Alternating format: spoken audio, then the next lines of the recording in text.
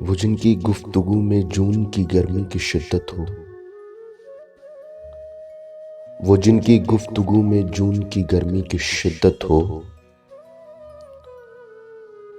تو پھر ان محجبینوں سے دسمبر روٹھ جاتا ہے۔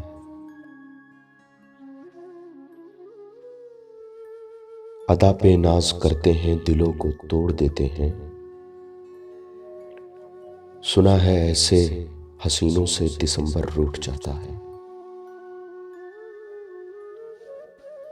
جہاں رشتوں کی فصلوں کی حسد سے آبیاری ہو،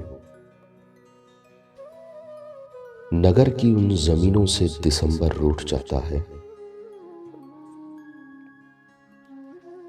تکبر جن کا شیوا ہو، طبیعت میں ہو فرعونی، زمیں کے ان مکینوں سے دسمبر روٹھ جاتا ہے۔ خدا لگتی کے چکر میں جو پردے چاک کرتے ہیں، سنا ہے ایسے کمینوں سے دسمبر روٹھ جاتا ہے۔